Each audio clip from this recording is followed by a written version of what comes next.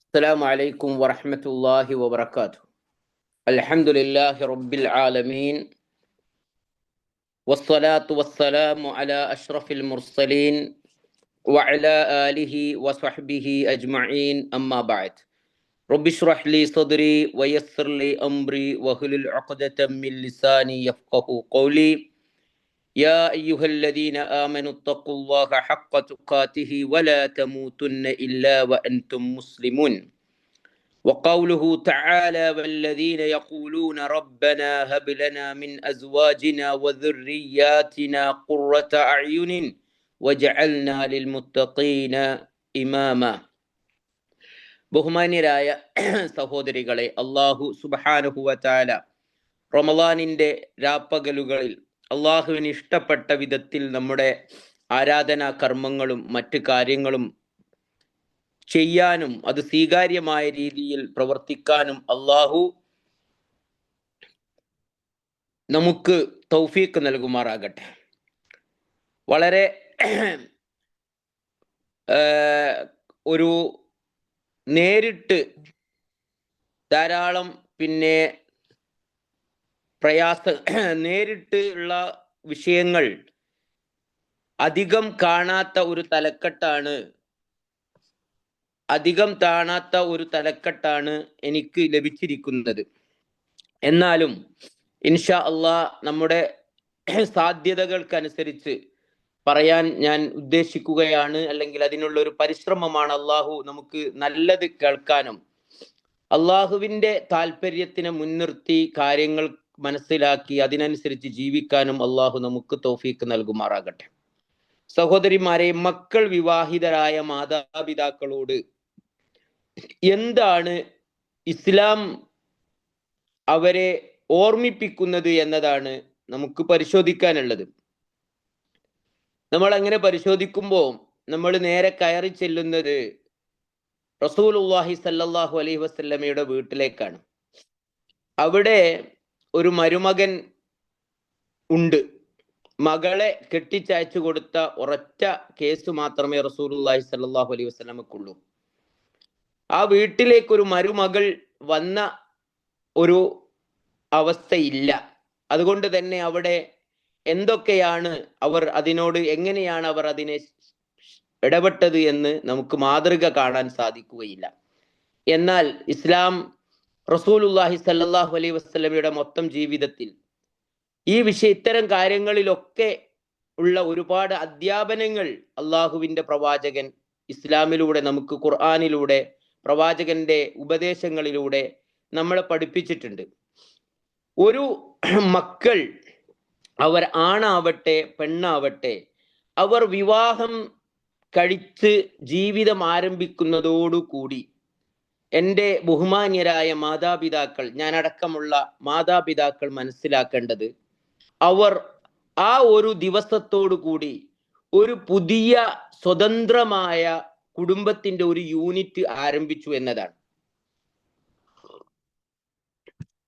അതോടുകൂടി അന്നുവരെ അവർക്കില്ലാത്ത ചില ഉത്തരവാദിത്തങ്ങളും അവകാശങ്ങളും അധികാരങ്ങളും ഒക്കെ അവരുടെ ജീവിതത്തിലേക്ക് കടന്നു വരികയാണ്. അത് തിരിച്ചറിയുകയും അംഗീകരിക്കുകയും ചെയ്യുക എന്നതാണ് മക്കൾ വിവാഹിതരായ മാതാപിതാക്കൾ ഏറ്റവും പ്രഥമമായി സ്വന്തം മനസ്സിനെ ബോധ്യപ്പെടുത്തേണ്ടത്. ഇന്നലെ വരെ നിങ്ങളുടെ മകളും നിങ്ങളുടെ മകനോ എന്തൊരു കാര്യം എടുക്കുമ്പോഴും, അവർ വീട്ടിൽ നിന്ന് ഇറങ്ങുമ്പോഴും, അവർ ഒരു സംഗതി ഇടപെടുമ്പോഴും നിങ്ങൾ അവരെ നിയന്ത്രിച്ചിരുന്നു, അവരുടെ കാര്യത്തിൽ ഇടപെട്ടിരുന്നു. അവർ നിങ്ങളോട് പറയാതെ വീട്ടിൽ നിന്ന് ഇറങ്ങിപ്പോയാൽ നിങ്ങൾ ശകാരിച്ചിരുന്നു. എന്നാൽ വിവാഹിതരാകുന്നതോടുകൂടി അവർ പൂർണ്ണമായ ഒരു അസ്തിത്വമുള്ള ഒരു കുടുംബമായി, ഭരണാധികാരികളായി മാറി എന്നതാണ്. കുല്ലുക്കും റാഇൻ വകുല്ലുക്കും മസ്ഊലുൻ അൻ റഅയതി. റസൂലുള്ളാഹി സ്വല്ലല്ലാഹു അലൈഹി വസല്ലമ പറഞ്ഞ ഹദീസ് നമുക്കൊക്കെ അറിയാം. നിങ്ങൾ എല്ലാവരും ഭരണാധികാരികളാണ്, അവരുടെ ഭരണീയരെ കുറിച്ച് ചോദ്യം ചെയ്യപ്പെടും. അവിടെ റസൂല് പറയുന്നുണ്ട്, ഒരു പുരുഷൻ അവന്റെ കുടുംബത്തിന്റെ ഭരണാധികാരിയാണ്. ഒരു സ്ത്രീ ഭർത്താവിന്റെ വീടിന്റെ ഭരണാധികാരിയാണ്. ഇവിടെ നിന്നാണ് നമ്മളുടെ എല്ലാ സുഖദുഃഖങ്ങളെ കുറിച്ചും നമ്മളുടെ നിലപാടുകളെ കുറിച്ച് അല്ലെങ്കിൽ നമ്മുടെ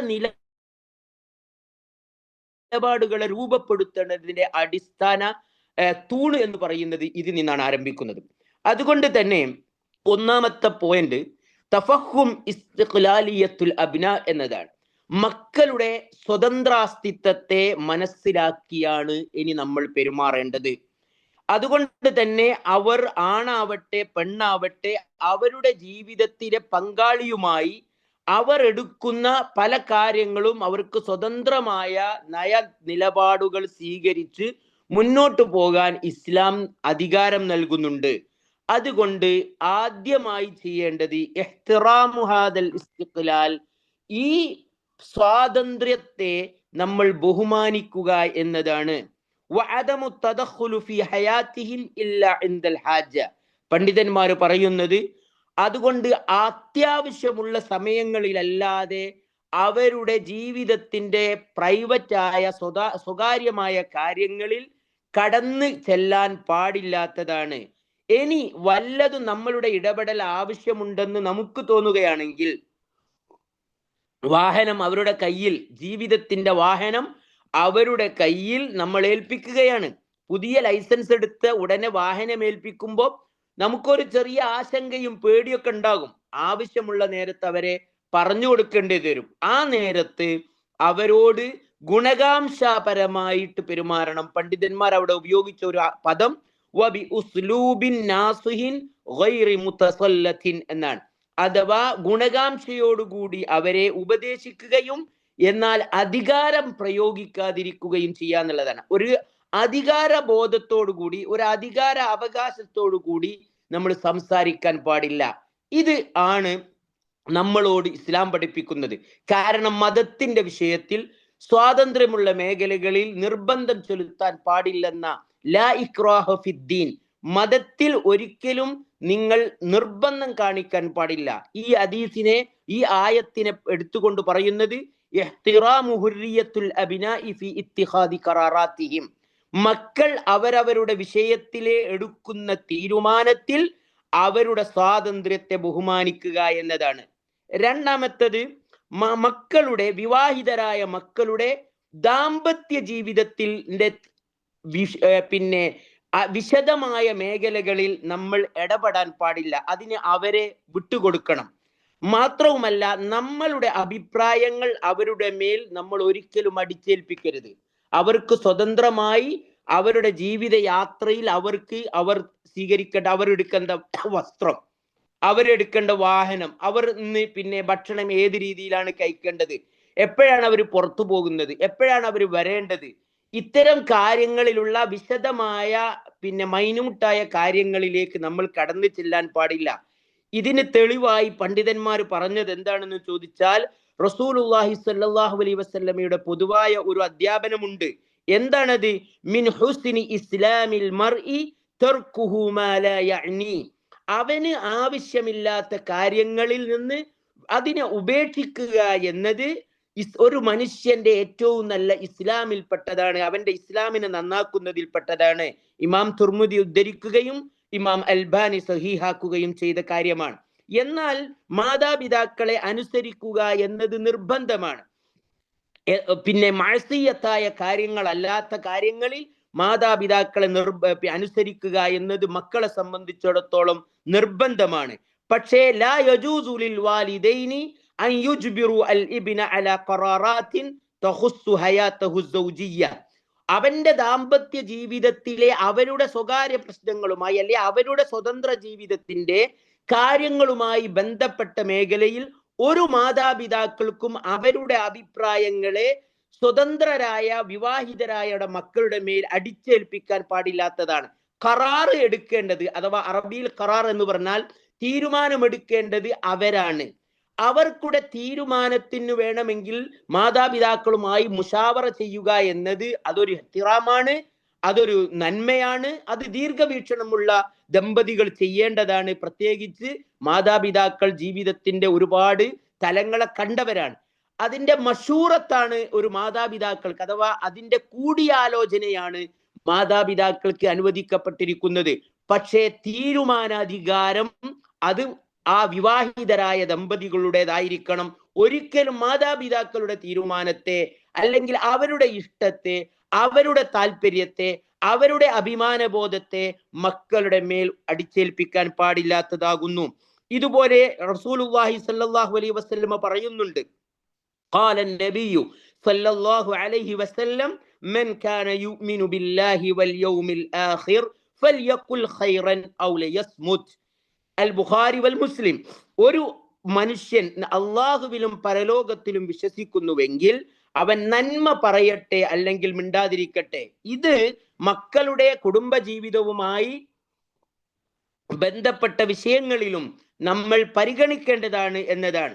അതേപോലെ തന്നെ ഏതെങ്കിലും നിലക്ക് നമ്മൾ മക്കളുടെ ദാമ്പത്യ ജീവിതത്തിലെ വിഷയങ്ങളിൽ ആവശ്യമായ സന്ദർഭങ്ങളിൽ ഒരു മാതാപിതാക്കൾ എന്ന നിലക്ക് ഇടപെടാനുള്ള അധികാരം നമ്മൾക്കുണ്ട്, അല്ലെങ്കിൽ അതിന് നമ്മൾക്ക് വകുപ്പുണ്ട്. പക്ഷേ അത് തന്നെ എന്തായിരിക്കണം, അയ്യക്കൂന ഈജാബിയൻ, അത് ഒരു പോസിറ്റീവായ രീതിയിലായിരിക്കണം. അല്ലാതെ ഭാര്യ ഭർത്താക്കന്മാർക്കിടയിൽ ഒരു ഫസാദ് ഉണ്ടാക്കുകയും മകളുടെയും മകളുടെ ഭർത്താവിനെയും, അല്ലെങ്കിൽ മകനെയും മകന്റെ ഭാര്യയെയും ഇടയിൽ ഒരു ഫസാദ് ഉണ്ടാക്കണമെന്ന ഉദ്ദേശത്തിൽ ആവാൻ പാടില്ല. അഥവാ എൻ്റെ മോന് അവളെ അത്രയും കൂടുതൽ അങ്ങനെ തലയിലേറ്റി നടക്കുന്നുണ്ട്, അങ്ങനെ ഒരു അത് ആവശ്യമില്ല. അത് നമ്മൾക്ക് കിട്ടേണ്ട സ്നേഹം, നമ്മൾക്ക് കിട്ടേണ്ട ബഹുമാനം, അതൊക്കെ അവൾക്കാ കിട്ടുന്നത്. ഇന്നലെ അങ്ങോട്ട് കയറി വന്ന പെണ്ണ് അവൾ എൻ്റെ മോനെ പൂർണ്ണമായും കൈയടക്കി, അവള് തമ്മിലുള്ള ആലോചിച്ച് തീരുമാനിക്കുന്നതല്ലാതെ നമ്മൾക്കൊരു സ്വാതന്ത്ര്യവും കിട്ടുന്നില്ല, നമ്മളെ പരിഗണിക്കുന്നില്ല എന്നൊക്കെ നമ്മൾ പറയുന്നത്, അതിനൊക്കെ നമ്മൾ ജീവിക്കുന്ന ഒരു കേരളത്തിന്റെ, ഒരു ഇന്ത്യയുടെ ഒരു പശ്ചാത്തലത്തിൽ നമ്മൾ വളർന്നത് കൊണ്ടാണ്. അതിന്റെ ഒരു അടിസ്ഥാന കാരണത്തിലേക്ക് ഞാൻ വരുന്നുണ്ട്. പക്ഷേ അവർ നമ്മളോടൊപ്പമായാലും അവർ നമ്മുടെ അകലെയായാലും അവർ നമ്മളോട് കൂടിയാലോചിക്കുന്നു. നമ്മൾക്ക് നല്ലതായി തോന്നുന്ന കാര്യം മക്കളോട് നമ്മൾ ഉപദേശിക്കുന്നു. എന്നാൽ നമ്മളുടെ തീരുമാനത്തെ, നമ്മളുടെ അഭിപ്രായത്തെ, മക്കളുടെ സ്വതന്ത്രമായ കുടുംബ ജീവിതത്തിന്റെ തീരുമാനങ്ങളിലേക്ക് സ്വാധീനം ചെലുത്തി അടിച്ചേൽപ്പിക്കുന്നത് ഒരിക്കലും അഭികാമ്യമല്ല, അങ്ങനെ ചെയ്തു കൂടാത്തതാണ്. കാരണം അവർ സ്വതന്ത്രമായ രണ്ട് അസ്തിത്വമുള്ള ഒരു പുതിയ കുടുംബമായി മാറിക്കഴിഞ്ഞു എന്നതാണ്. ഇതേപോലെ തന്നെ നമ്മുടെ മക്കൾക്ക്, ആണാവട്ടെ പെണ്ണാവട്ടെ, അവർക്ക് താങ്ങാനാവാത്ത കുടുംബ ബാധ്യതകൾ വിവാഹത്തിന് ശേഷവും അവരുടെ ചുമലിൽ ഏൽപ്പിക്കാൻ പാടില്ല, അടിച്ചേൽപ്പിക്കാൻ പാടില്ല. അങ്ങനെയുള്ള ആവശ്യങ്ങൾ സർവ്വ മാതാപിതാക്കളുടെ സർവ്വ ആവശ്യങ്ങളും, അല്ലെ കുടുംബങ്ങളിലെ സർവ്വ ആവശ്യങ്ങളും ഒരു വീട്ടിലെ സഹോദരൻ എന്ന നിലയ്ക്ക്, ഒരു പക്ഷേ അവനായിരിക്കും മൂത്ത സഹോദരൻ, അവിടെ കുറെ സഹോദരിമാരും അനുജന്മാരും ഒക്കെ ഉണ്ടാകും, വാപ്പയും ഉമ്മയും ഒക്കെ. അവരുടെ എല്ലാ കാര്യങ്ങളും പൂർത്തീകരിച്ചു കൊടുത്തതിന് ശേഷം മാത്രം ബാക്കിയുണ്ടെങ്കിൽ അവന്റെ കുടുംബകാര്യങ്ങളിൽ നോക്കുക എന്ന ഒരു അവസ്ഥ ഉണ്ടാകാൻ പാടില്ല. കാരണം അവൻ ഇപ്പോൾ അള്ളാഹു ഏൽപ്പിച്ച പുതിയ ചില ഉത്തരവാദിത്തങ്ങൾ കൂടി അവൻ ഏറ്റെടുത്തിരിക്കുന്നു.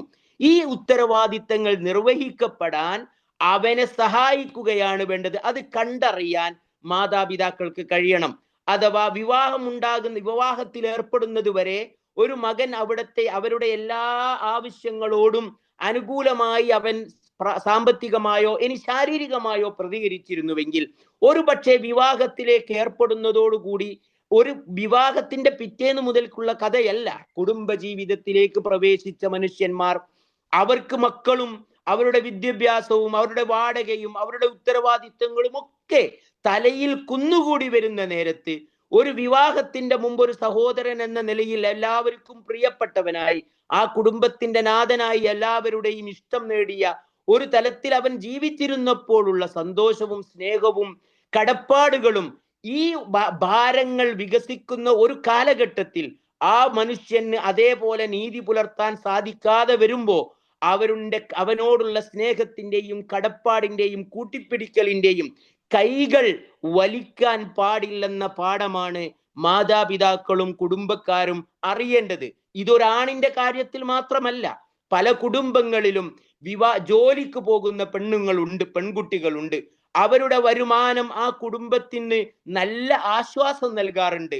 അവൾക്ക് ഒരിക്കലും പ്രതീക്ഷിക്കാതെ കിട്ടുന്ന ഒരു സർക്കാർ ജോലി മുഖേന നല്ല ചില സംഖ്യ അവളുടെ കൈകളിലേക്ക് വരുമ്പോൾ ഒരു പിശുക്കുമില്ലാതെ അവളുടെ മുമ്പിൽ പ്രത്യേക ചെലവുകളൊന്നുമില്ലാത്തത് കൊണ്ട് എല്ലാം അവൾ കുടുംബത്തിൽ ചെലവഴിക്കാറുണ്ടായിരുന്നു. അല്ലെങ്കിൽ അവിടെ ചെലവഴിക്കപ്പെടുന്ന നേരത്ത് ശമ്പളം കിട്ടിയാൽ വാപ്പക്ക് കൊണ്ടുപോയി കൊടുക്കും, ഉമ്മനെ കൊണ്ടുപോയി ഏൽപ്പിക്കും. ഒരു പക്ഷേ വിവാഹത്തിന് ശേഷം അവർക്ക് അത്ര സ്വാതന്ത്ര്യം ഉണ്ടായിക്കൊള്ളണമെന്നില്ല. ഇത് തിരിച്ചറിയുകയാണ് ചെയ്യേണ്ടത്. രണ്ടാമത്തത്, എനിക്ക് അനുഭവമുണ്ട്. ചില ജോലിയുള്ള ചില പെൺകുട്ടികൾ വിവാഹിതരായി മരുമകളായി ഒരു വീട്ടിലേക്ക് വന്നാൽ ആ വീട്ടിലെ മാതാപിതാക്കൾ കണ്ടീഷൻ വെക്കുന്നു, അവരുടെ അധികാരത്തിന്റെ ദണ്ടുപയോഗിച്ചുകൊണ്ട് ശമ്പളം കിട്ടിയാൽ നീ ഇവിടെ കൊണ്ടുതരണം. എനിക്കറിയാവുന്ന ഒരു പെൺകുട്ടി, അവർ ജോലിയിൽ അവർക്ക് തുടർന്നും പഠിക്കാനുള്ള പല സാമ്പത്തിക താല്പര്യങ്ങളും അവളുടെ സ്വന്തം വരുമാനത്തിൽ നിന്ന് അവൾക്കുണ്ട്. ഭർത്താവിന്റെ ചെലവുകൾക്ക് മേലെ അവനെ ബുദ്ധിമുട്ടിക്കാതെ അവൾക്ക് സ്വന്തമായ പഠനരംഗത്തെ ഒരുപാട് താല്പര്യങ്ങളുണ്ട്. പക്ഷെ അവൾ പറഞ്ഞത്, എന്റെ ശമ്പളം കിട്ടിയാൽ ഞാൻ നേരെ എന്റെ ഭർത്താവിന്റെ പിതാവിന്റെ അടുത്ത് കൊണ്ടുപോയി കൊടുക്കും, കാരണം ആ വീട്ടിൽ അങ്ങനെയാണ് നിയമം. എന്ത് അധികാരമാണ് ഭർത്താവിന്റെ ഒരു മകന്റെ ഭാര്യയുടെ വരുമാനം തന്റെ ഭർത്താവിന്റെ പിതാവോ മാതാവോ അധികാരപരമായി സ്വീകരിക്കുകയും അതിൽ കൈകടത്തുകയും അത് ചെലവഴിക്കുന്നത് അവരുടെ തീരുമാനമനുസരിച്ചാവുകയും ചെയ്യുക എന്നതിന് ഇസ്ലാമികമായ യാതൊരു വിധത്തിലുള്ള ന്യായീകരണവുമില്ല എന്നതാണ്. മറിച്ച്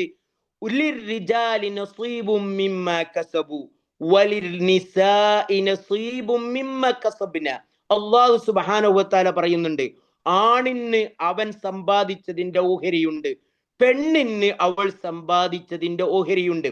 അതിന്റെ മുൽക്കിയത്ത് 100% പെൺകുട്ടിയാണെങ്കിൽ അവൾക്കാണ്. അതിൽ നിന്ന് അവൾ തൃപ്തിപ്പെട്ട് സന്തോഷത്തോടെ നമുക്ക് എന്ത് തന്നാലും അത് സ്വീകരിക്കുകയും അതിനെ പ്രശംസിക്കുകയും ചെയ്യുകയാണ് ഓരോ മാതാപിതാക്കളും ചെയ്യേണ്ടത്. ആ വീട്ടിൽ സ്നേഹത്തിന്റെയും ആദരവിന്റെയും പൂത്തിരികൾ കൂടുതൽ കത്തും എന്നതാണ് നമ്മൾ മനസ്സിലാക്കേണ്ടത്. മറിച്ച് നീ കഴിഞ്ഞ മാസത്തെ ശമ്പളം ചെയ്തു, അതിന് ഇത്രയല്ലേ തന്നിയുള്ളൂ, ബാക്കി എന്താക്കി, അല്ലെ ഓൾക്ക് കിട്ടുന്നതൊക്കെ ഓളെ വീട്ടിൽ കൊണ്ടുപോയി കൊടുക്കലാണ്. ഇതൊന്നും നമ്മൾ അന്വേഷിക്കേണ്ട ആവശ്യമില്ല. ഭർത്താവിന് പോലും ഭാര്യയുടെ സമ്പത്തിൽ സ്വതന്ത്രമായ അവകാശമില്ല. ഒരു ഭാര്യക്ക് ഒരു മലയോളം വലിപ്പത്തിൽ ഒരു ഭർത്താവ് മഹർ നൽകിയാൽ പോലും ആ മഹറിൽ നിന്ന് പോലും ഭർത്താവിന് വേണമെങ്കിൽ അവർ തൃപ്തിപ്പെട്ടാൽ മാത്രം കൊടുക്കാനാണ് ഇസ്ലാം അനുവാദം നൽകിയത്. ചോദിക്കാൻ അധികാരമില്ല, തൃപ്തിപ്പെട്ട് നൽകിയാൽ അത് സ്വീകരിക്കാവുന്നതാണ് എന്ന് അള്ളാഹു പഠിപ്പിക്കുമ്പോ മഹർ അല്ലാത്ത സമ്പത്തിന്റെ അവസ്ഥ എന്താണ്? അത് അവർക്കിടയിൽ ഉണ്ടാവേണ്ട സ്വകാര്യമായ അവരുടെ അവകാശങ്ങളാണ്. മൂന്നാമത്തത്, അതുകൊണ്ടാണ് മാത്രവുമല്ല എല്ലാ നിലക്കും അവരുടെ കുടുംബ ജീവിതത്തിന്റെ സ്വകാര്യതകളെ അവർക്ക് 100% വിട്ടുകൊടുക്കുകയും എന്റെ മകനാണ്, എന്റെ മകളാണ്, എന്റെ അധികാരത്തിന്റെ കീഴിലുള്ളതാണ് എന്നൊരു ധാരണയിൽ അവരുടെ എല്ലാ സ്വകാര്യതകളിലേക്കും ഇടിച്ചു കയറുവാൻ പോലും മാതാപിതാക്കളാണെങ്കിൽ പോലും ഇസ്ലാം അനുവാദം കൊടുക്കുന്നില്ല. ഒരു വീട്ടിലേക്ക് പ്രവേശിക്കുന്നതിനെ കുറിച്ചുള്ള അനുവാദം ചോദിക്കുന്ന സൂറത്തു നൂറിലെ ആയത്തിനെ ഉപയോഗിച്ചുകൊണ്ട് പണ്ഡിതന്മാർ പറഞ്ഞത് ഇത് എല്ലാവർക്കും ബാധകമാണ്. തങ്ങളുടേതല്ലാത്ത യാ അയ്യുഹല്ലദീന ആമനു, ഏ സത്യവിശ്വാസികളെ, ലാ തദ്ഖുലൂ ബുയൂതൻ ഗൈറ ബുയൂതികും ഹത്താ തസ്തഅനിസു വതുസല്ലിമു അലാ അഹ്ലിഹാ. നിങ്ങളുടേതല്ലാത്ത ഒരു വീട്ടിലേക്കും അവരുടെ മാനസികമായ ഇണക്കത്തോടുകൂടിയ സമ്മതമില്ലാതെയും സലാം പറയാതെയും കടന്നു ചെല്ലാൻ പാടില്ല എന്ന ആയത്ത് പഠിപ്പിക്കുന്നതിൽ എല്ലാവരും ഭർത്താവിന്റെ സഹോദരി സഹോദരന്മാരും ഭർത്താവിന്റെ മാതാപിതാക്കളും ഭാര്യയുടെ മാതാപിതാക്കളും അവരുടെ സഹോദരി സഹോദരന്മാരും എല്ലാവരും ഉൾക്കൊള്ളുമെന്നതാണ്. ഈ നിയമങ്ങളെ കുറിച്ചൊക്കെ നല്ല ബോധമുള്ള മതബോധമുള്ള ഒരു വീടുകളിലും ബഹുമാനമല്ലാതെ, പരസ്പര ബഹുമാനവും ആദർശവുമല്ലാതെ, ആദരവുമല്ലാതെ അവിടെ ഒരിക്കലും വിദ്വേഷത്തിന്റെ കുശുമ്പുകൾ നമ്മൾക്ക് കേൾക്കാൻ സാധിക്കുകയില്ല. ഇനി ഞാൻ പറയാൻ പോകുന്നത് അടുത്തത്, ഒരു ഭർത്താവും ഭാര്യയും അടങ്ങുന്ന കുടുംബം എവിടെയാണ് താമസിക്കേണ്ടത് എന്നതാണ്. ഇത് കേൾക്കുമ്പം ഒരു പക്ഷേ നമ്മുടെ കേരളീയ പശ്ചാത്തലത്തിൽ നമ്മൾ ഞെട്ടും. അല്ലെങ്കിൽ ഒരു പക്ഷേ ഒരു പണ്ഡിതന്മാരും നിങ്ങളോട് ഇങ്ങനെ പറഞ്ഞതായി ഒരു പക്ഷെ നിങ്ങൾ കേട്ടിട്ടുണ്ടാവുകയില്ല. എന്നാൽ ഇസ്ലാമിൽ ഒരു ഭാര്യയുടെ അവകാശങ്ങളിൽപ്പെട്ട ഒന്ന് മഹർ, അവളുടെ ഹക്കാണ്, നമ്മൾക്ക് എല്ലാവർക്കും അറിയാം. രണ്ടാമത്തത് ഭാര്യയുടെ നഫക്കത്ത്.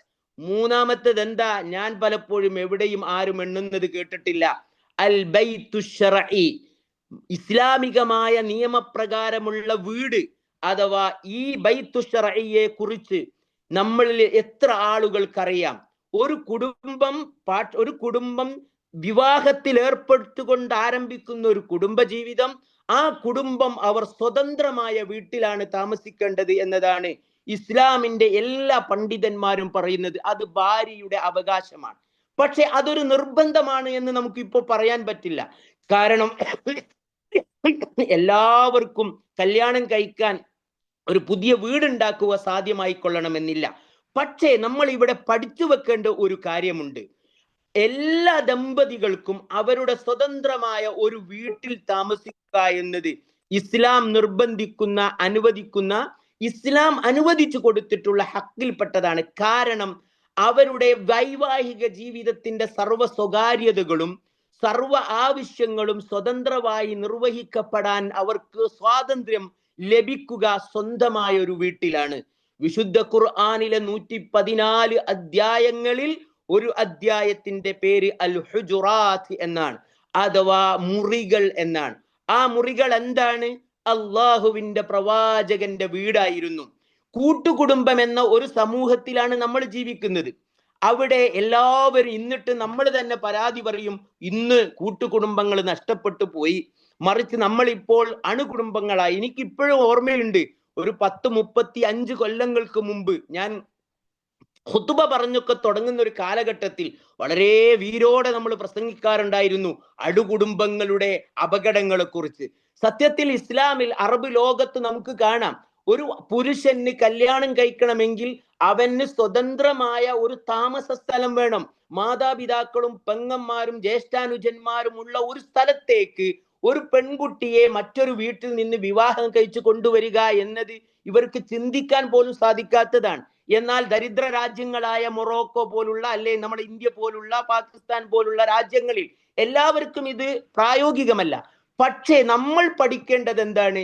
നമ്മുടെ നാട്ടിൽ അങ്ങനെ ചിന്തിക്കുന്നത് പോലും അനാദരവാണ്. മാത്രവുമല്ല, ഇവിടെ പോലുള്ള രാജ്യങ്ങളിൽ ഒരു പുരുഷന് കല്യാണം കഴിക്കണമെങ്കിൽ ഏറ്റവും വലിയ ബുദ്ധിമുട്ട് തന്നെ അവന് സ്വന്തമായ ഒരു താമസ സ്ഥലം, അത് ചിലപ്പോ വില്ലയാവാ, ചെറിയൊരു വീടാവാ, ഒരു വാടക മുറിയാകാ, അത് ഒരുക്കുക എന്നതാണ്. എന്നിട്ട് എന്താണ് ചെയ്യുക? ഇവിടുത്തെ രണ്ട് ഭാഗത്തെയും മാതാപിതാക്കൾ ആ റൂമോ അല്ലെ ഫ്ലാറ്റോ ആ വില്ലയോ ഒരുക്കാൻ സഹായിച്ചു കൊടുക്കുകയാണ് ചെയ്യുന്നത്. നമ്മളതിന് പറയാ ഫർണിഷ് ചെയ്യുക, ആ ഫ്ലാറ്റ് എടുത്തിട്ട്. എന്നാൽ അതേപോലെ തന്നെ നമ്മുടെ നാട്ടിൽ അങ്ങനെ താമസിക്കാൻ പറ്റ ഒരു കുട്ടിയോ 2 കുട്ടിയോ ആയാൽ പോലും ഒന്ന് വേറെ താമസിക്കണമെന്ന് പറയുന്നത് പോലും അനാദരവാണ്. നമ്മുടെ പല കുടുംബങ്ങളിലും ഈഗോ ഉണ്ട്. എന്താണ്? അവർക്ക് അവിടെ ഒരുപാട് ലിമിറ്റേഷൻസുകൾ ഉണ്ട്. അവർ ഇഷ്ടപ്പെട്ട ഒരു വസ്ത്രം ധരിക്കാൻ പറ്റുകയില്ല. പണ്ഡിതന്മാർ പറയുന്നത് എന്താ? ഒരു ചോദ്യം ലജനയിലേക്ക് ഇസ്ലാമിക പണ്ഡിതന്മാർക്ക് നൽകിയ ഒരു ചോദ്യത്തിൽ ഒരു പെണ്ണ് പരാതി പറയുന്നു, എന്റെ ഭർത്താവ് എന്നെ കല്യാണം കഴിച്ചു കൊണ്ടുവന്നത് അവന്റെ വാപ്പായും ഉമ്മയും അടങ്ങുന്ന കുടുംബങ്ങളിലേക്കാണ്. എനിക്ക് സദാ നേരവും അവിടെ ഹിജാബ് ഇടേണ്ടി വരുന്നു. എനിക്ക് ഒരുപാട് പരിധികളുണ്ട്. ഞങ്ങൾക്കും എൻ്റെ കുട്ടികൾക്കും ഒരൊറ്റ ചെറിയ റൂമിലാണ് എപ്പോഴെങ്കിലും ഒന്ന് സ്വകാര്യമായി ഇരിക്കാൻ കഴിയും. അത് തന്നെ നിരന്തര നോട്ടങ്ങളും, എത്ര മണിക്കൂറായി പോയി വാതിലടച്ചിട്ട് എന്തെടുക്കുകയാണ് അവിടെ എന്നുള്ള ചോദ്യങ്ങളൊക്കെ നേരിടേണ്ടി വരുന്നു. ഇതിന് ഞാൻ എന്താണ് ചെയ്യേണ്ടത്? ഇസ്ലാമിക ശർഈയായി എന്താണ് ഇതിന്റെ ഉദ്ദേശം, എന്താണ് ഇതിന്റെ വിധി എന്ന് ചോദിച്ചതിന് ഇസ്ലാമിക ലജ്ന കൊടുത്തിരിക്കുന്ന മറുപടി ഞാൻ നിങ്ങൾക്കൊന്ന് വായിച്ചു തരാം. فإذا كان الزوج انتقل بك إلى بيت أهله لظروف مادية ألمت به لا تمكنه من استئجار بيت خاص لكم. നിന്റെ ഭർത്താവ് നിന്നെ അവൻ നിർബന്ധിതനായതുകൊണ്ട് സ്വന്തമായി നിനക്കൊരു വാടക വീട് എടുത്തു തരാൻ സാധിക്കാത്തത് കൊണ്ട് നിന്നെ വിവാഹം കഴിച്ച് അവന്റെ മാതാപിതാക്കൾ അടക്കമുള്ള വീട്ടിലേക്കാണ് കൊണ്ടുപോയതെങ്കിൽ ഫഹുവ മഅ്ദൂറും ഫിദാലിക, ആ വിഷയത്തിൽ അവൻ പിന്നെ ഉദുറുള്ളവനാണ്, വിട്ടുവീഴ്ച, അള്ളാഹുവിന്റെ അടുക്കൽ നിന്ന് അവൻ ഉതിറുണ്ട്, അവൻ നിർബന്ധിതനാണ്, സ്വന്തമായി അവന് കഴിവില്ല എന്നതുകൊണ്ട്. പക്ഷേ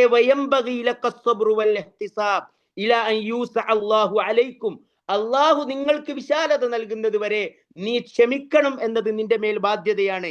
എന്നിട്ട് പറയുന്നു അങ്ങനെ താമസിക്കൽ അവന് നിർബന്ധമുള്ളതല്ലെങ്കിൽ അവൻ ഏറ്റവും വലിയ തെറ്റാണ് ചെയ്തത്. അഥവാ വിവാഹത്തോടുകൂടി സ്വതന്ത്രമായി താമസിക്കാനുള്ള സാധ്യതകളുള്ള കുടുംബങ്ങൾ, അവർ അങ്ങനെ താമസിക്കണം എന്നതാണ് ഇസ്ലാം പഠിപ്പിക്കുന്നത്.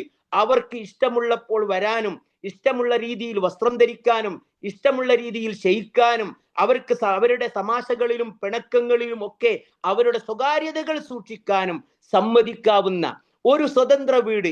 ഇനി എൻ്റെ സഹോദരിമാരെ, എൻ്റെ കുടുംബനാഥന്മാരെ, എൻ്റെ മാതാപിതാക്കളെ, ഈ ഒരു ആറ്റിറ്റ്യൂഡ് നമ്മുടെ നാട്ടിൽ നടപ്പിൽ വന്നിരുന്നുവെങ്കിൽ 95% കുടുംബ പ്രശ്നങ്ങളും നമ്മുടെ വീടുകളിൽ ഉണ്ടാകുമായിരുന്നേ ഇല്ല.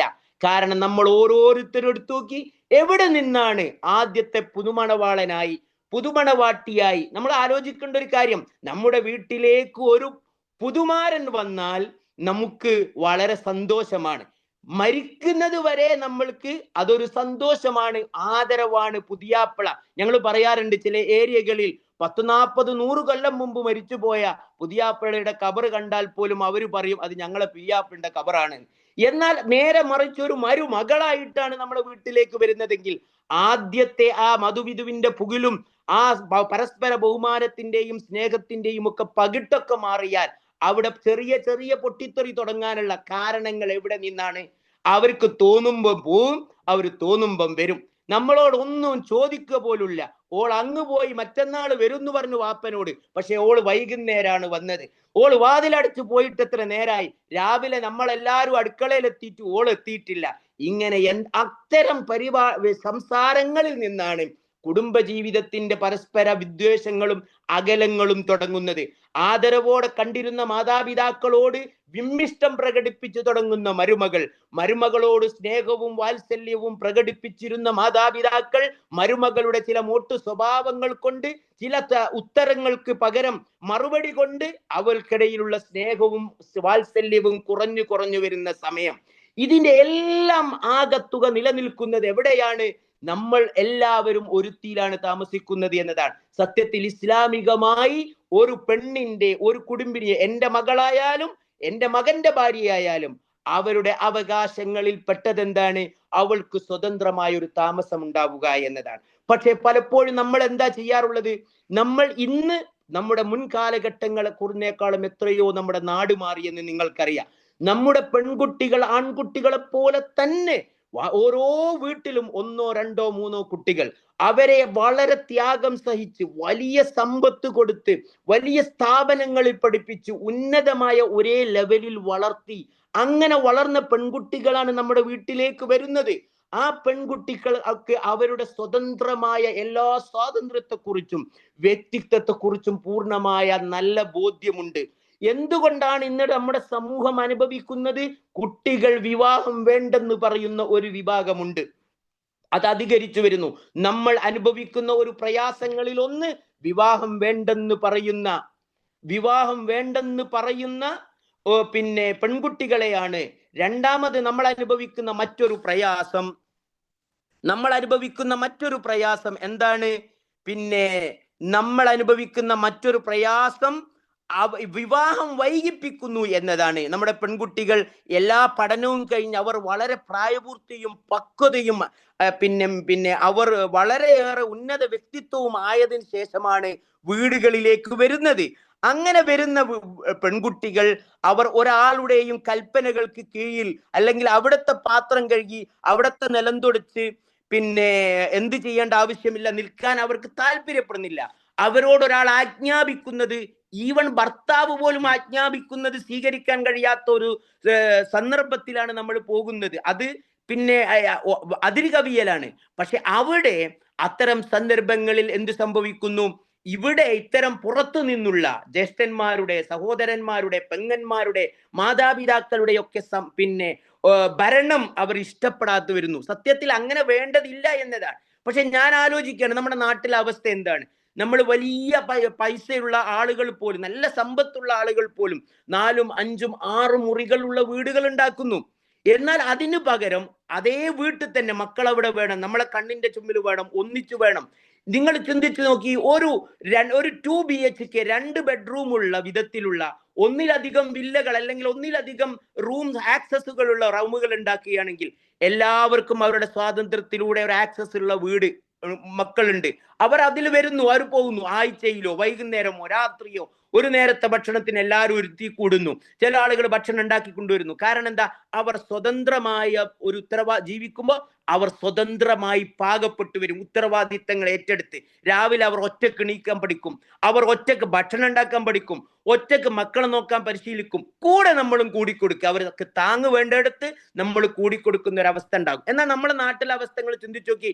പല വീടുകളിലും മക്കൾ മാറി താമസിക്കുക. ഏത് ഒരു കല്യാണം കഴിഞ്ഞ ഉടനെ പോകട്ടെ, കല്യാണം കഴിഞ്ഞ് മക്കളായാൽ പോലും അവർ വേറെ പോകുന്നതിന് എല്ലാ സൗകര്യങ്ങളും ഉണ്ടെങ്കിൽ പോലും ആരോഗ്യവാന്മാരായ മാതാപിതാക്കൾ, ഞാനിത് പറയുമ്പോൾ നിങ്ങൾ തെറ്റിദ്ധരിക്കരുത്, കിടപ്പ് രോഗികളായ മറ്റു ആൺകുട്ടികളില്ലാത്ത ഏക മകനെ പോലും അപ്പനെയും ഉമ്മനെയും ആടട്ടേച്ചിട്ട് പോകണം എന്നല്ല ഇതിന്റെ അർത്ഥം.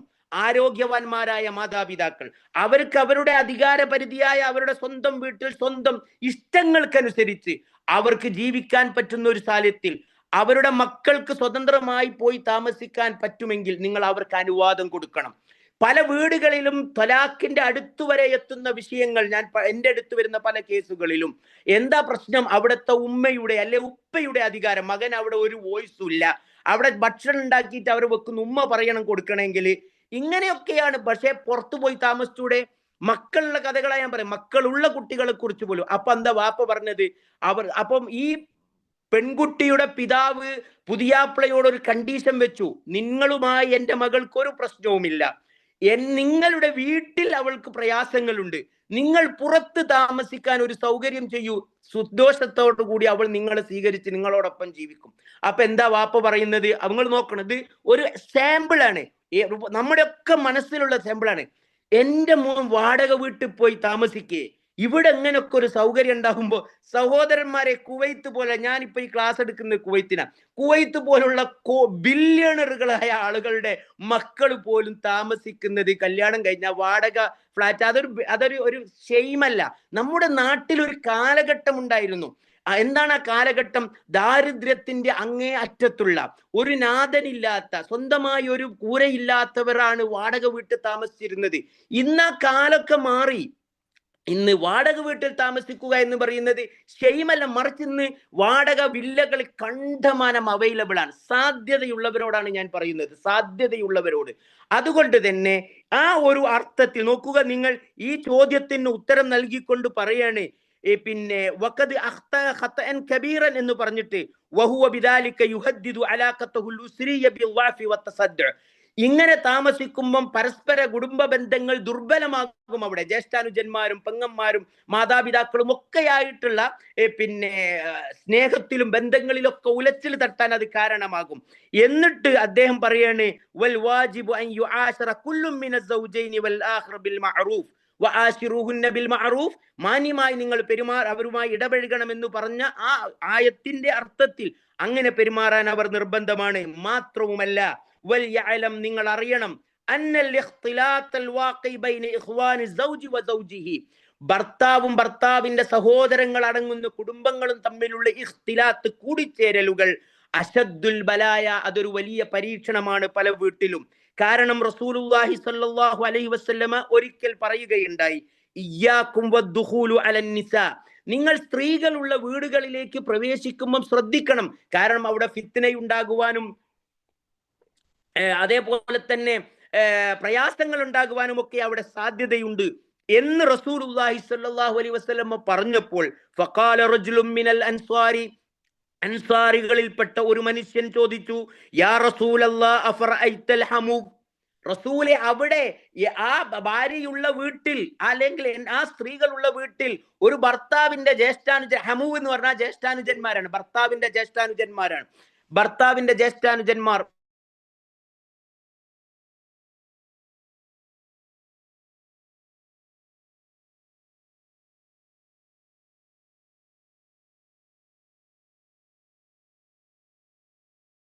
ഞാൻ ഫോണിലാണ്, പല ആള് ഫോണിൽ വിളിക്കുന്നുണ്ട്. ഓക്കെ, അപ്പൊ ഞാൻ പറഞ്ഞുകൊണ്ടുവന്നത്, അപ്പോൾ റസൂലുള്ളാഹി സ്വല്ലല്ലാഹു അലൈഹി വസല്ലമയോട് അദ്ദേഹം ചോദിച്ചു, അള്ളാഹുവിന്റെ റസൂലെ, അവിടെ ജ്യേഷ്ഠാനുജന്മാരുണ്ടെങ്കിലോ, സ്ത്രീകളുള്ള വീട്ടിൽ, അൽ ഹമുൽ അൽ മൗത്ത്. റസൂലുള്ളാഹി സ്വല്ലല്ലാഹു അലൈഹി വസല്ലം അതിന് കൊടുത്ത മറുപടി ഹമുവ് മരണമാണ്, അഥവാ അത് തന്നെയാണ് ഏറ്റവും വലിയ അർത്ഥം.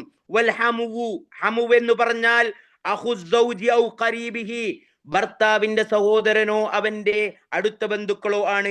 ഇബ്നുൽ അമ്മി വനഹ്വിഹി, എളാപ്പന്റെ മക്കളെ പോലുള്ള ആളുകൾ. അതുകൊണ്ട് ഫളുഹൂറുക അമാമ ഇഖ്വാനി സൗജി കാശിഫത്തൻ ലിശഅരിക ഔ ലിബാസുൽ ബന്ദലോനി മുൻകറുൻ അളീമുൻ. നിന്റെ ഭർത്താവിന്റെ സഹോദരന്മാരുടെ മുമ്പിൽ മുടി കാണിക്കുന്നവളായിട്ടോ അതുമല്ലെങ്കിൽ അതുപോലത്തെ മറ്റ് ഡ്രസ്സുകൾ, നിന്റെ വീട്ടിൽ സ്വകാര്യമായി നീ ധരിക്കുന്ന വസ്ത്രങ്ങൾക്കും നീ അവരുടെ മുമ്പിൽ പ്രത്യക്ഷപ്പെടുക എന്നത് വളരെയേറെ മുൻകറായ കാര്യമാണ്. വൈസ്മുൻ മുബീനുൻ. അതുകൊണ്ട് വയംബഗി അൻ യഅലമ സൗജ്, ഭർത്താവ് മനസ്സിലാക്കൽ അനിവാര്യമാണ്. അന്നഹു ശരീകും ഫി ഹാദൽ ഇസ്ം, ഈ പാപത്തിൽ അവൻ പങ്കാളിയാണ്. അതുകൊണ്ട് ഇലാ അദമി ഇൻകാരിഹി വൽ യതദക്കർ ഖൗലൻ നബി, നബിയുടെ വാക്കുകൾ നിങ്ങൾ ഓർക്കണം. കുല്ലുക്കും റാഇൻ വ കുല്ലുക്കും മസ്ഊലുൻ അൻ റയ്യതിഹി. ഇത് പറഞ്ഞിട്ട് ഞാനത് ഫുള്ള് പറയല്ല, എന്നിട്ട് പറയണവര് വ അലൈക ബിൽ ഇസ്തിംറാരി ഫീ നുസി സൗജിക, നിന്റെ ഭർത്താവിനെ നീ സദാ ഉപദേശിച്ചു കൊണ്ടിരിക്കണം. ബിൽ ഇന്തിഖാലി ഇലാ ബൈത്തിൻ മുസ്തഖില്ലിൻ, സ്വതന്ത്രമായ ഒരു വീട്ടിലേക്ക് നീ പാർക്കാനുള്ള സന്ദർഭമുണ്ടാകാൻ വേണ്ടി. വ ഇസ്റാറു അലാ ദാലിക, അതിൽ നീ അദ്ദേഹത്തെ എപ്പോഴും പ്രോത്സാഹിപ്പിച്ചു കൊണ്ടിരിക്കണം, അല്ലെ ശാഠ്യം പിടിച്ചുകൊണ്ടിരിക്കണം. നമ്മുടെ നാട്ടിൽ അത് ചെയ്താൽ എന്താ ഉണ്ടാവുക? അവളുടെ സമ്മർദ്ദമാണ് ഒരു പോയത് എന്ന് നമ്മൾ പറയും. സത്യത്തിൽ അതാ വേണ്ടത്. എന്നിട്ട് നമ്മൾ വിരുന്നുകാരായി ഇങ്ങോട്ട് വരിക, വിരുന്നുകാരായിട്ട് അങ്ങോട്ട് പോവുക. ഉച്ചക്കത്തെ ഭക്ഷണം ഇവിടെ, വൈകുന്നേരത്തെ ഭക്ഷണം അവിടെ. അതല്ല, ഞായറാഴ്ച എല്ലാ കുടുംബങ്ങളുടെയും വാപ്പന്റെയും ഉമ്മന്റെ അടുത്ത് ഇങ്ങോട്ട് വരിക, വാപ്പയും ഉമ്മയും കുറച്ചു ദിവസം അവിടെ പോയി കൂടുക, ഉമ്മയും മക്കളും കുറച്ചു ദിവസം ഇവിടെ വന്ന് കൂടുക, പിന്നെ ഭാര്യയും കുട്ടികളും ഒക്കെ ഉമ്മന്റെ അടുത്തേക്ക് അങ്ങോട്ട് ചെല്ലുക. അങ്ങനെ ഉണ്ടാകുന്ന നേരത്തുണ്ടാകുന്ന ആ സന്തോഷവും കൃപയും സ്നേഹവും കൂട്ടുകെട്ടും. അപ്പൊ എന്ത് പ്രയാസം വന്നാലും ഓടിച്ചെല്ലും. എന്താ കാരണം? അവർ അവരുടെ സ്വതന്ത്രമായ ഒരു ലോകത്ത് ജീവിക്കാൻ അവർക്ക് അവസരമുണ്ട്. അപ്പൊ ഉമ്മക്ക് സുഖമില്ല എന്ന് പറഞ്ഞാൽ 10 ദിവസം അവിടെ പോയി കൂടും, വാപ്പക്ക് സുഖമില്ല എന്ന് പറഞ്ഞാൽ വാപ്പനെ ഇവിടെ കൊണ്ടുവന്ന് ചികിത്സിപ്പിക്കും. എന്നാൽ അവർക്ക് സാധ്യമാകുന്ന നേരത്ത് അവർ മക്കളെ വിട്ടേക്കുന്നു, അവർ അവരുടെ കാര്യത്തിൽ ആവശ്യമില്ലാതെ ഇടപഴകുന്നില്ല. ഇങ്ങനെയാകുമ്പോൾ എങ്ങനെയാണ് വേണ്ടത് എന്നതാണ് ഇസ്ലാമിക അധ്യാപനം. ഇനി ഇതേപോലെ മാനസികവും വൈകാരികവുമായ ഭൗതികവുമായ കാര്യങ്ങളിൽ മാതാപിതാക്കൾ വിവാഹിതരായ മക്കൾക്ക് വലിയ സപ്പോർട്ട് നൽകണം എന്നതാണ്. കാരണം എല്ലാ സമയത്തും അവർ സ്വതന്ത്രമായി നിൽക്കുമ്പോൾ തന്നെ എല്ലാം അവർക്ക് ഒറ്റയ്ക്ക് പരിഹരിച്ചു കൊള്ളണമെന്നില്ല, അവർക്ക് സ്വന്തം സാധ്യമായി കൊള്ളണമെന്നില്ല. അവിടെ നമ്മളെ ആവശ്യം വരും, അവർക്ക് നമ്മളെ ആവശ്യം വരുന്നത് പോലെ നമ്മൾക്ക് അവരെയും ആവശ്യം വരും. ആ ഒരു ചേഞ്ചിങ്, അതാണ് ആ ഷെയറിങ്. നമ്മൾ എപ്പോഴും ഒരു ആവശ്യത്തിന് വേണ്ടി നമ്മുടെ വിവാഹിതരായ മക്കൾ നമ്മളെ വിളിക്കുകയോ നമ്മളെ അവലംബിക്കുകയോ ചെയ്യുമ്പോൾ നമ്മൾ കരുതേണ്ടത് നമ്മൾക്ക് നമ്മളെ മക്കളെ വേണ്ടി വരും. മക്കൾ എന്താ വിചാരിക്കേണ്ടത്? മാതാപിതാക്കളോ ആവശ്യപ്പെടുമ്പോ ഇന്നല്ലേ നാളെ എൻ്റെ മാതാപിതാക്കളുടെ സാന്നിധ്യവും സപ്പോർട്ടും എനിക്ക് ആവശ്യം വരും. ഈ പരസ്പര ബോധമാണ് നമ്മൾക്ക് വേണ്ടത്.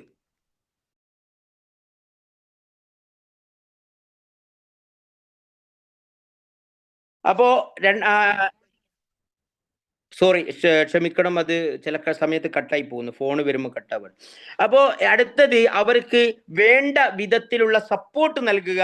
പക്ഷേ വലൈസ മസ്ദറുലഖത്തിൻ, മാതാപിതാക്കൾ ഒരിക്കലും അവരെ സമ്മർദ്ദത്തിലാക്കുന്നതിന്റെ ഒരു സോഴ്സായി മാറാൻ പാടില്ല എന്നതാണ്. അവരുടെ പ്രശ്നങ്ങൾ അവരെ ഒറ്റയ്ക്ക് തന്നെ പരിഹരിക്കാൻ അവരെ പ്രോത്സാഹിപ്പിക്കണം. അങ്ങനെയാണ് പ്രോബ്ലം സോൾവിങ് എന്ന് പറയുന്നത് ജീവിതത്തിന്റെ ഒരു സ്കില്ലാണ്, ഒരു പരമാവധി അവരുടെ പ്രശ്നങ്ങളെ അവരൊറ്റയ്ക്ക് തന്നെ പരിഹരിക്കാൻ അവരെ ശീലിപ്പിക്കുകയും പ്രോത്സാഹിപ്പിക്കുകയും ചെയ്യണം.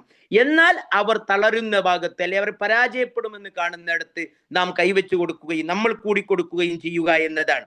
അവർക്ക് വേണ്ട സാമ്പത്തികമായ കാര്യങ്ങൾ പോലും വേണ്ടി വന്നാൽ സാമ്പത്തികമായ സപ്പോർട്ട് പോലും അവർക്ക് നൽകണം. അള്ളാഹു പറയുന്നുണ്ടല്ലോ, നിങ്ങൾക്ക് നിങ്ങളുടെ സമ്പത്തിനോട് ഏറ്റവും ആവശ്യമുണ്ടായിരിക്കെ തന്നെ നിങ്ങളുടെ ഏറ്റവും അടുത്ത ബന്ധുക്കൾക്ക് നൽകണം. റസൂലുള്ളാഹി സ്വല്ലല്ലാഹു അലൈഹി വസല്ലമ ഫാത്തിമയെ വിവാഹം കഴിപ്പിച്ചു കൊടുത്തു.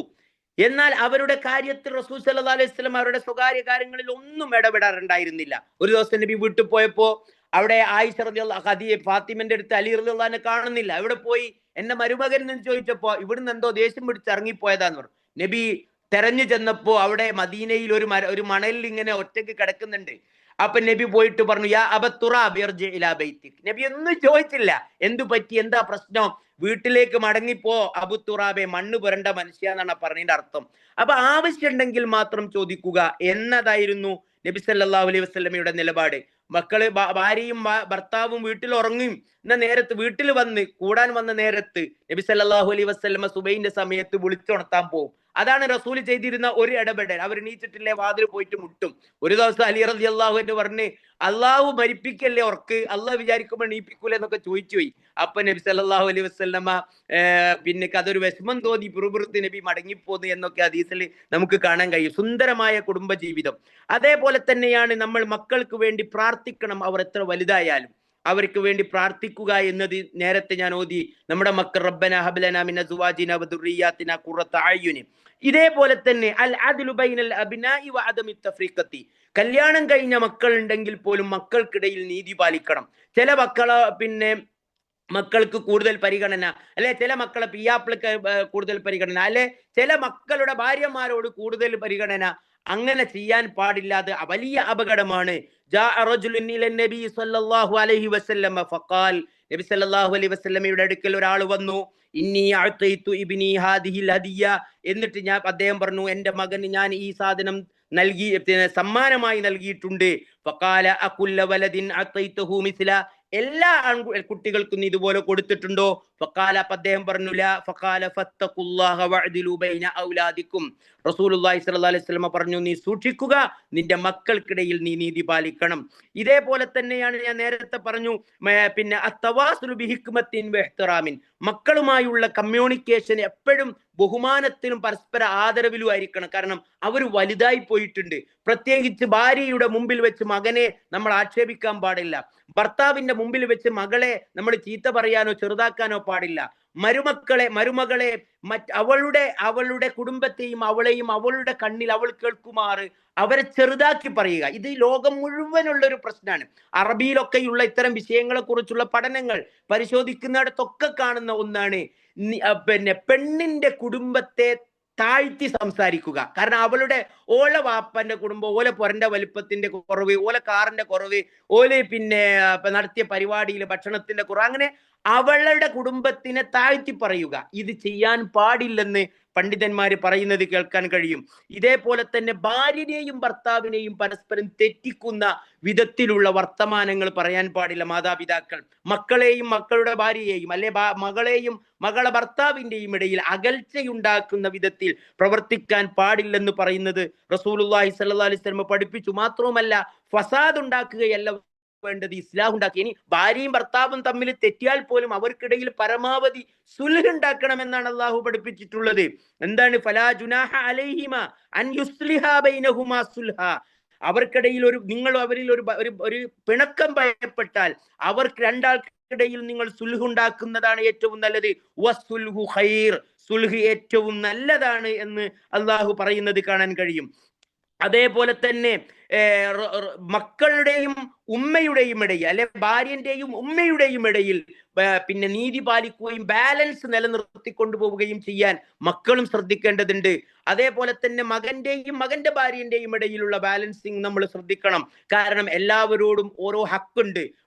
മാതാപിതാക്കളുടെ കാരണത്താൽ ഭാര്യയെ അവഗണിക്കാനോ ഭാര്യയുടെ കാരണത്താൽ മാതാപിതാക്കളെ അവഗണിക്കാനോ പാടില്ലാത്തതാണ് ഇസ്ലാമികമായി.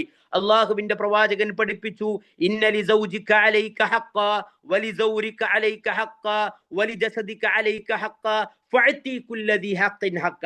നിനക്ക് നിന്റെ ശരീരത്തോടും നിന്റെ ഭാര്യയോടും നിന്റെ ഇണയോടും നിന്റെ സമ്പത്തിനോടും നിന്റെ കണ്ണിനോടും ഒക്കെ ഓരോ അവകാശങ്ങളുണ്ട്. അവിടെ ഇസ്ലാമിന്റെ പ്രിൻസിപ്പിൾ, ഇസ്ലാമിന്റെ തത്വം എന്താണെന്ന് ചോദിച്ചാൽ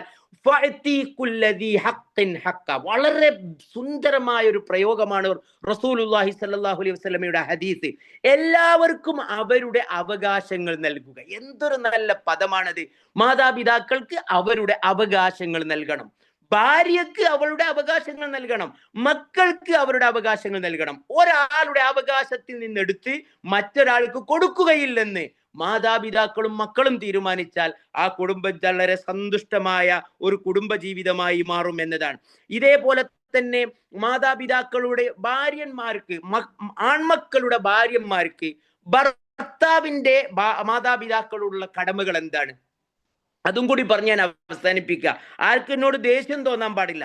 നിങ്ങൾ ഈ ഒരു വിഷയം നമ്മളുടെ വീട്ടിൽ നമ്മളൊക്കെ ധരിച്ചു വെച്ചിരിക്കുന്നത് എന്താണ്, അല്ലെ, നമ്മളെ മനസ്സിൽ എന്താണ്, ആ ധാരണയാണ് പല പ്രശ്നങ്ങൾ ഉണ്ടാക്കുന്നത്.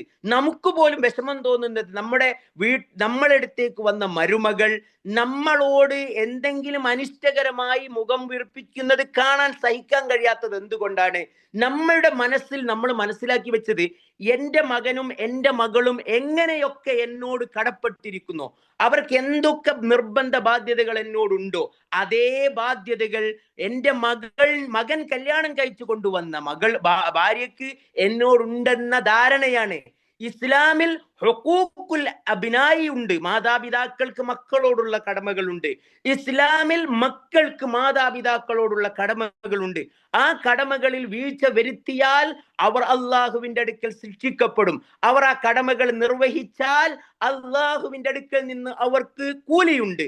എന്നാൽ മകന്റെ ഭാര്യ എന്ന് പറയുന്നത് ഭർത്താവിന്റെ മാതാപിതാക്കളുമായുള്ള ബന്ധത്തിൽ എന്ത് ബാധ്യതയാണുള്ളതെന്ന് ചോദിച്ചാൽ സത്യത്തിൽ ഇസ്ലാമികമായി അള്ളാഹുവോ റസൂലോ അവർക്ക് ഒരു ഹക്കും അവരുടെ മേൽ നിർബന്ധിച്ചിട്ടില്ല. മറിച്ച് അവർ ചെയ്യുന്നതെല്ലാം ബിർറാണ്. മാതാപിതാക്കൾക്കുള്ള ഗുണം ചെയ്യൽ, തൻ്റെ കുടുംബങ്ങൾക്കും മറ്റാളുകൾക്കും നമ്മൾ നല്ലത് പ്രവർത്തിക്കുമ്പോൾ അള്ളാഹുവിന്റെ അടുക്കൽ നിന്ന് കിട്ടുന്ന ലഭ്യമാകുന്ന ആ കൂലി ആഗ്രഹിച്ചുകൊണ്ടാണ് അവർ ചെയ്യേണ്ടത്.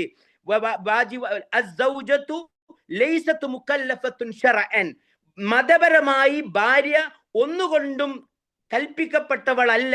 ബിവാജിബാത്തിൻ മുബാശിറത്തിൻ തിജാഹ വാലിദൈ സൗജിഹ, അവളുടെ ഭർത്താവിന്റെ മാതാപിതാക്കളോട് നേരിട്ട് ഒരു നിർബന്ധ ബാധ്യതയും അവർക്കില്ല. എന്നാൽ വലാകിന്നൽ ഇസ്ലാം, പക്ഷേ ഇസ്ലാം യഹുസ്സു അലൽ ഇഹ്സാനി, നന്മ പ്രവർത്തിക്കുവാൻ എല്ലാവരെയും പ്രേരിപ്പിക്കുന്നു. അൽ മുആമലത്തു ത്വയ്യിബ, നല്ല ത്വയ്യിബായ പെരുമാറ്റം കൽപ്പിക്കുന്നു. വൽ ഇഹ്തിറാമി, ബഹുമാനം കൽപ്പിക്കുന്നു. കജുസിഇൻ മിൻ മകാരിമിൽ അഖ്ലാഖി വ ഹുസ്നുൽ ഉസ്റതി, ഒരു മനുഷ്യന്റെ സൽസ്വഭാവത്തിന്റെ ഭാഗമായി ബഹുമാനിക്കുവാനും ആദരിക്കുവാനും തന്റെ ഭർത്താവിന്റെ മാതാപിതാക്കൾ എന്ന് പറയുമ്പോൾ തന്റെ ഭർത്താവിന് എത്രത്തോളം അവർ ആദരിക്കപ്പെട്ടതാണോ ആ ആദരവും ശ്രേഷ്ഠതയും ബഹുമാനവും സ്ഥാനവും പരിഗണിച്ചുകൊണ്ട് ആ അർത്ഥത്തിലുള്ള എല്ലാവിധ ബഹുമാനവും സേവനവും ആദരവും സപ്പോർട്ടും ഒക്കെ അവർ കൊടുക്കണം. പക്ഷേ ഒരു മാതാവോ ഒരു പിതാവോ അധികാരപരമായി അവളുടെ മേൽ എന്തെങ്കിലും ഒരു അവകാശം പ്രതീക്ഷിക്കരുത്. അങ്ങനെ പ്രതീക്ഷിക്കുന്നത് കൊണ്ടാണ് അത് നമുക്ക് ലഭ്യമാകാതിരിക്കുമ്പോൾ നമ്മൾ പരാതിപ്പെടുന്നതോ ആക്ഷേപിക്കുന്നതോ അല്ലെങ്കിൽ പ്രശ്നങ്ങളിലേക്ക് നമ്മൾ എത്തിപ്പെടുന്നതോ. അങ്ങനെയൊന്നും എനിക്കില്ലെന്ന് നമ്മുടെ മാതാപിതാക്കൾ പൂർണ്ണമായി ബോധ്യപ്പെട്ട് കഴിഞ്ഞാൽ അവരടുത്ത് നിന്ന് എന്ത് കിട്ടിയാലും അൽഹംദുലില്ലാ എന്ന് പറയുകയും അവളോട് ആദരവോടും അവരോട് പരസ്പര ബഹുമാനത്തോടു കൂടി ഇടപഴകുകയും, എന്നാൽ ഇങ്ങനെ എനിക്കൊരു ബാധ്യതയില്ല അതുകൊണ്ട് നിങ്ങളെ വാപ്പനെമ്മനെ നിങ്ങൾ നോക്കിക്കോളി എന്ന് പറഞ്ഞു പോകുമ്പോൾ ഇസ്ലാമിന്റെ ഒരു ശഖ്സിയത്തും ഒരു വ്യക്തിത്വവും ആ പെണ്ണിലില്ലെന്ന് ഇതിനോട് കൂട്ടി വായിക്കേണ്ടതാണ്. കാരണം പരസ്പര ബഹുമാനവും കുടുംബ ബന്ധം ചാർത്തലും പരസ്പര ആദരവും പരസ്പരമായ സഹായവും തആവനു അലൽ ബിർരി വത്തഖ്വ വലാ തആവനു അലൽ ഇസ്മി വൽ ഉദ്വാൻ, നിങ്ങൾ പുണ്യത്തിലും തഖ്വയിലും പരസ്പരം സഹായിക്കുക, നിങ്ങൾ പാപത്തിലും തിന്മയിലും സഹായിക്കരുത് എന്ന അള്ളാഹുവിന്റെ കൽപ്പനയ്ക്ക് വിരുദ്ധമായിരിക്കും അത്തരം നിലപാടുകൾ എന്ന് പെൺകുട്ടികൾ അല്ലെങ്കിൽ ഭാര്യമാർ മനസ്സിലാക്കുക കൂടി ചെയ്യേണ്ടതുണ്ട്. അങ്ങനെ രണ്ടറ്റങ്ങളും ഇതേപോലെ മനസ്സിലാക്കുകയാണെങ്കിൽ ഇസ്ലാം സുന്ദരമായ ഒരു കുടുംബാന്തരീക്ഷമാണ് നമുക്ക് സൃഷ്ടിച്ചു തന്നിട്ടുള്ളത്. അതിന്റെ തണുപ്പിൽ ജീവിച്ച് സന്തോഷിച്ച് വളർന്ന് മരിക്കുവാനാണ് നമ്മൾ ശ്രമിക്കേണ്ടത്. എൻ്റെ സമയം ഇവിടെ അവസാനിക്കുകയായതുകൊണ്ട് ഇന്ന് ഞങ്ങൾക്ക് ഇവിടെ റമദാൻ ആരംഭിക്കുകയാണ്. ഇശാ നമസ്കാരത്തിന്റെ ബാങ്ക് കൊടുത്തു. ഇഖാമത്ത് കൊടുക്കാൻ ഏതാനും മിനിറ്റുകൾ മാത്രമുള്ളത് കൊണ്ട് ഞാൻ ഇവിടെ അവസാനിപ്പിക്കുകയാണ്. എനിക്കറിയാം എൻ്റെ വാക്കുകൾ എവിടെയും പൂർത്തിയായിട്ടില്ല, ഇനിയും ഒരുപാട് കാര്യങ്ങൾ ഇതിലൊക്കെയുണ്ട്. ഞാൻ പറഞ്ഞത് തന്നെ ഒരൊറ്റയടിക്ക് അതിന്റെ വാലോ തലയോ മാത്രം മുറിച്ച് അല്ല നിങ്ങൾ മനസ്സിലാക്കേണ്ടത്. അതിന്റെ അപ്പുറവും ഇപ്പുറവും ഒക്കെയുള്ള എല്ലാ കാര്യങ്ങളും മനസ്സിലാക്കുകയും അതിനെ പോസിറ്റീവായ നിലയിൽ ഉൾക്കൊള്ളാൻ തീരുമാനിക്കുകയും ആ അർത്ഥത്തിൽ മക്കൾ, വിവാഹിതരായ മക്കൾ മാതാപിതാക്കളോട് ആദരവിന്റെ ആകാശത്തോളം വലിപ്പത്തിൽ പെരുമാറുകയും തന്റെ വിവാഹിതരായ മക്കളോടും, ആൺമക്കളോടും പെൺമക്കളോടും, അവരുടെ ഭാര്യമാരോടും ഭർത്താക്കന്മാരോടും സ്നേഹത്തിന്റെയും ലാളനയുടെയും വാത്സല്യത്തിന്റെയും ഭൂമിയോളം കടലോളം ആഴത്തിൽ അവരോട് പെരുമാറുകയും ഇടപെടുകയും ചെയ്യുന്ന മാതാപിതാക്കളുമാവുകയാണെങ്കിൽ കുടുംബജീവിതം ഒരാൾക്കും തകർക്കാൻ കഴിയാത്ത ഏറ്റവും വലിയ ശക്തമായ ഒരു എടുപ്പായി നിലനിൽക്കുമെന്നതാണ് ഇസ്ലാം പഠിപ്പിക്കുന്നത്. അള്ളാഹു അതിന് നമുക്ക് തൗഫീഖ് നൽകുമാറാകട്ടെ. അള്ളാഹു മുഗ്ഫിർ ലിൽ മുഅ്മിനീന വൽ മുഅ്മിനാത്ത് والمسلمين والمسلمات والأحياء منهم والأموات إنك مجيب الدعوات. ربنا تقبل منا إنك أنت السميع العليم وتب علينا إنك أنت التواب الرحيم وآخر دعوانا أن الحمد لله رب العالمين. السلام عليكم ورحمة الله وبركاته.